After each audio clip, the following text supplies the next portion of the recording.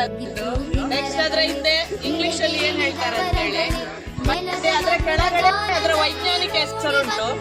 ಅದರ ಎರಡನೇ ಹೆಸರು ನೋಡಿ, ಸಾಮಾನ್ಯವಾಗಿ ಅದರ ಮೂಲ ಹೆಸರೇ ಇರ್ತದೆ ಕದಂಬ ಹಾಗೆ, ಅಥವಾ ಸ್ಥಳೀಯ ಹೆಸರಿರ್ತದೆ. ಮಕ್ಕಳೇ ಇಲ್ಲಿ ಕೇಳಿ, ಎರಡು ಮರ ಇದೆ ರಕ್ತ ಚಂದನದ್ದು. ಇದೊಂದು ಗಿಡ, ಅದರ ಹಿಂದಿನದ್ದು ಎರಡು ಗಿಡ. ಇದು ಯಾಕೆ ರಕ್ತ ಚಂದನ ಹೇಳ್ತಾರೆ ಅಂದ್ರೆ, ಇದರ ಒಳಗೆ ನಾವು ರಸ ನೋಡಿದ್ರೆ ಕೆಂಪು ಬಣ್ಣದಲ್ಲಿರ್ತದೆ, ತಿರುಳು ಕೆಂಪು ಬಣ್ಣದಲ್ಲಿರ್ತದೆ. ಮತ್ತೆ ಅತ್ಯಂತ ಬೆಲೆ ಬಾಳುವಂತ ಮರ ನಮ್ಮ ಶಾಲಾ ಆವರಣದಲ್ಲಿ ಇದೆ. ಅದಕ್ಕೆ ಏನು ವಿಶೇಷ ಏನಂದ್ರೆ, ಈ ಮರವನ್ನೇನಾದ್ರೂ ಕಡಿದ್ರೆ ಅದಕ್ಕೆ ಶಿಕ್ಷೆನೂ ಸಹ ಇದೆ.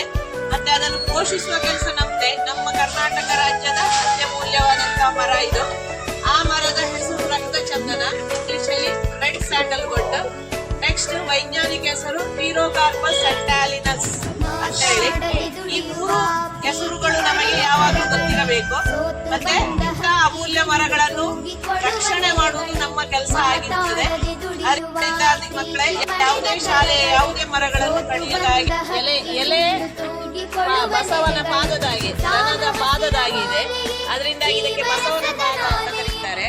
ಇದರಲ್ಲಿ ಎರಡು ಬಣ್ಣದ ಹೂ ಆಗ್ತದೆ. ಒಂದು ನೇರಳೆ ಬಣ್ಣದ ಹೂವನ್ನು ಕೊಡುವಂತ ಮರ, ಇನ್ನೊಂದು ಬಿಳಿ ಹೂವನ್ನು ಕೊಡುವಂತ ಮರ. ಪ್ರೀತಿಯೆಂಬ ನೀತಿ ಹಾಡಿ ಪ್ರಕೃತಿ ಬರೆದ ಬೋಲೆ, ಕೂಗಿ ಕೂಗಿ ಮರಗಳೇ, ಇಳೆಗೆ ಇಳಿದ ವರಗಳೇ.